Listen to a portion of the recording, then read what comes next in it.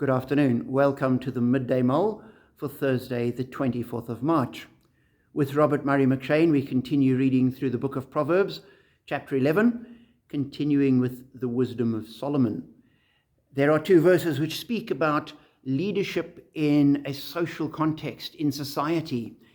The one is verse 10, where he writes, "When the righteous prosper, the city rejoices.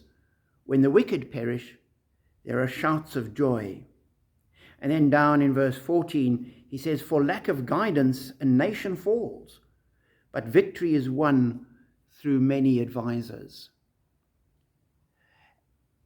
And we need to recognize that our society needs good leaders, needs righteous people, not only to lead, but to prosper. And as that happens, the city and the state will rejoice.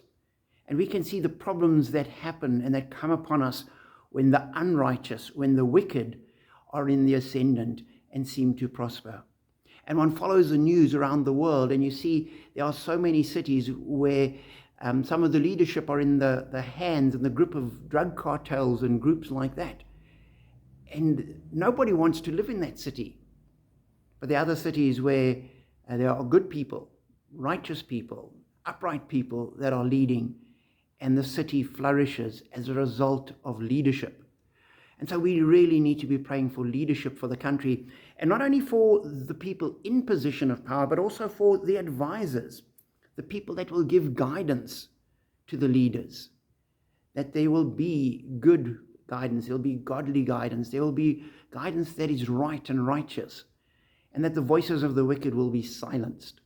So as we pray for our country, as I trust we all do, and tonight we're gathering together for our prayer meeting to pray for South Africa and the world, and we pray for good and godly leadership and for righteous people, people like you and I, making a difference. And we also need to be challenged that it's not only in the city and in the nation that righteous people are important, but in organizations and clubs and the various civic systems that there are. And so get involved in Lions, get involved in the school PTA, get involved in the Bowls Club. Instead of holding back, step out there into leadership positions, but lead with a godly righteousness. And those organizations with good leadership will prosper. So be challenged to pray and pray and pray for leaders.